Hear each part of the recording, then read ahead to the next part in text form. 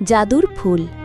অনেক দিন আগে পাহাড়ের নিচে এক ছোট্ট গ্রামে রিনা নামের এক মেয়ে থাকত। রিনার মন ছিল খুব দয়ালু, কিন্তু সে ছিল গরিব। প্রতিদিন সে বনে গিয়ে কাঠ কুড়িয়ে আনত আর মাকে সাহায্য করত। একদিন বনের গভীরে হঠাৎ সে একটি ঝলমালে ফুল দেখতে পেল। ফুলটির পাপড়ি থেকে আলো বের হচ্ছিল। রিনা ভয় পেয়ে গেল, কিন্তু ফুলটি হঠাৎ কথা বলল, ভয় পেও না, আমি এক জাদুর ফুল, যাকে সত্যি দয়ালু আর সৎ মনে পাওয়া যায় শুধু তার হাতে আমি ফুটি। ফুলটি রিনার হাতে গিয়ে বসল, আর সঙ্গে সঙ্গে চারপাশে রঙিন প্রজাপতি উড়ে গেল। ফুলটি বলল, তুমি যা চাইবে তা পূরণ হবে, কিন্তু কেবল অন্যের ভালোর জন্য। রিনা সেই জাদু দিয়ে গ্রামের সবার উপকার করতে লাগল।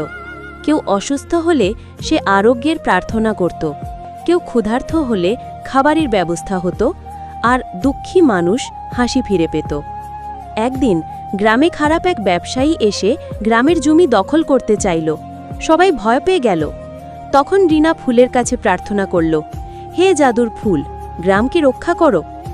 সঙ্গে সঙ্গে আকাশ থেকে ঝড়ো হাওয়ার এসে সেই খারাপ লোকটিকে ভয় পালিয়ে যেতে বাধ্য করল। এরপর থেকে গ্রামটি সুখে শান্তিতে ভরে উঠল। রিনা আর তার জাদুর ফুলের গল্প আজও মানুষ মনে রেখেছে। শিক্ষা: দয়ালু মন আর সৎ কাজের ফল সবসময় ভালো হয়।